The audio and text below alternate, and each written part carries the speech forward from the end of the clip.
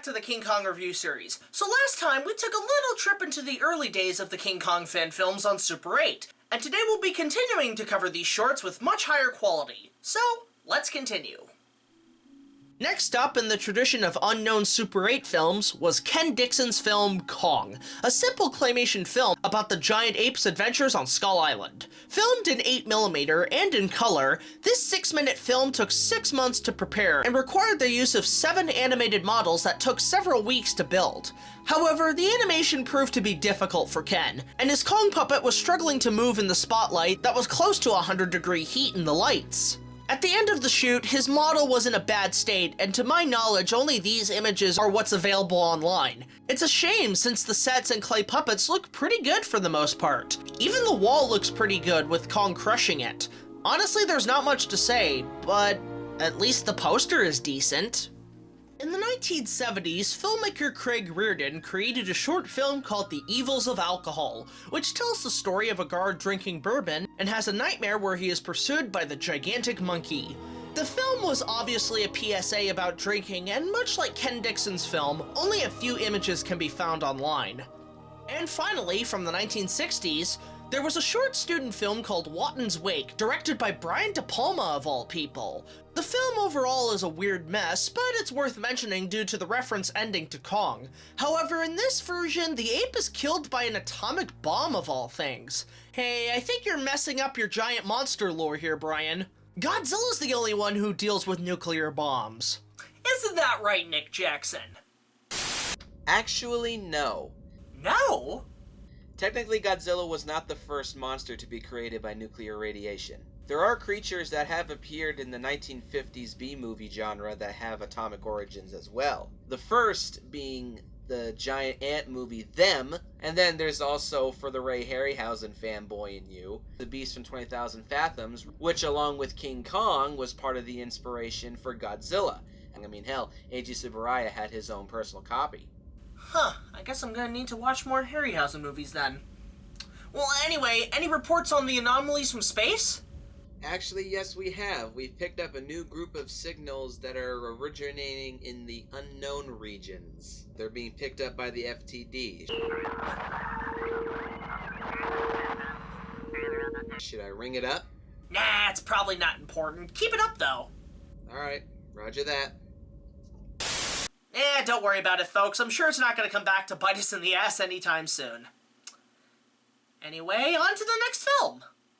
Next up, we have an interesting discovery off YouTube of some King Kong animation reels by ArtGuy53. Filmed in 1978, these test reels are nothing short but impressive. The miniature sets and the Kong puppet look pretty damn good, although Kong looks like a cross between the Son of Kong and Mighty Joe Young. Not to mention, the grunts are taken from King Kong vs. Godzilla.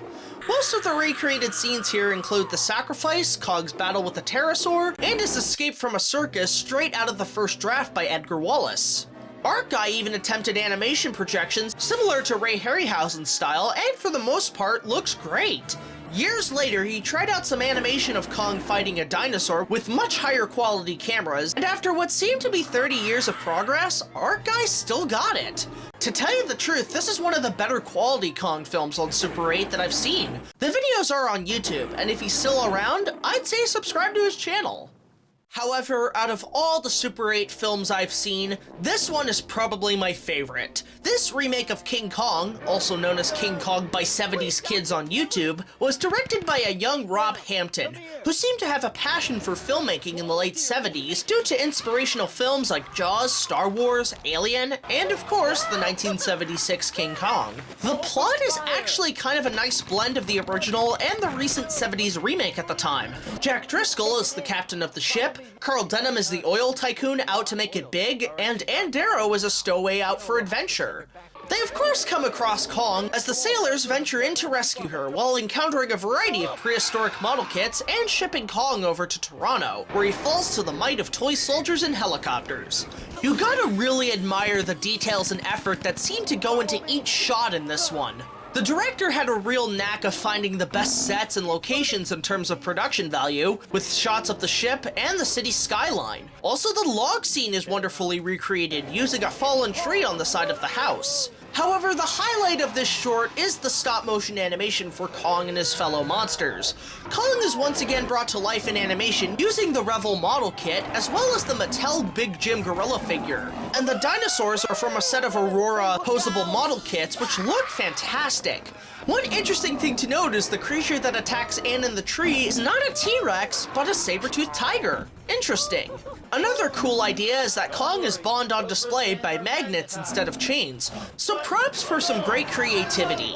Overall, the movie is really enjoyable, and I'd highly recommend it for its creativity and tribute to the giant ape. Now, before we close off the Super 8 age, the format was still being utilized way after its lifespan died out. One instance is with a short test film titled Kong Battles the T-Rex from 1998 by Tim Smith. It's a simple short of Kong battling his greatest foes on Skull Island. The Kong puppet is actually really damn impressive, even if it looks more like Mighty Joe Young. The T-Rex is actually a leftover puppet that Tim used in an earlier animation test. But the most impressive piece is actually the miniature Skull Island jungle sets, which utilizes matte paintings, reflective glass for water, and even miniature animated birds flying around in the back and foregrounds. For Super 8 film, this is an outstanding test using the format. Tim's work is really great, and I would highly recommend checking out his content on his YouTube channel. And finally, I want to shine a light on a recent Super 8 Kong film from, believe it or not, 2014. This test film by Amazemo was made as an opening for an adaptation of Willis O'Brien's canceled production of King Kong vs. Frankenstein for G-Fest 2014.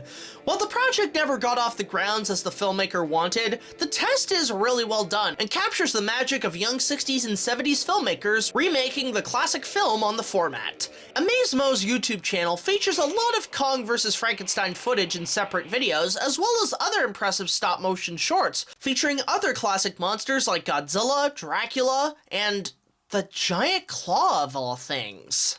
A very odd choice of monster. In conclusion, the vast amount of Super 8 King Kong films show what it took to make films for young kids back in the 60s, 70s, and 80s before the advent of digital technology, as well as the internet, and in return are inspirations for young filmmakers in the digital age with their presence on YouTube.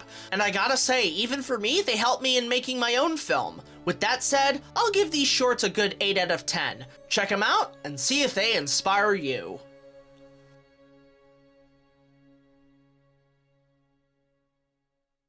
however, the Super 8 genre isn't done yet with the Eighth Wonder. Join me next time when we take a look at a lengthy spoof of the original film. In the meantime, I'm gonna order some Chinese food.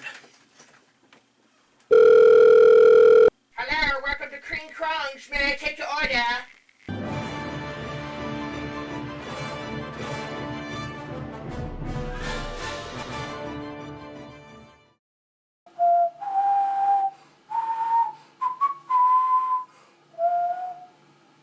What? I needed a trim.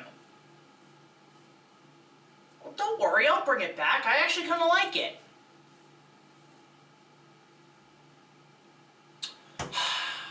Okay, here's why.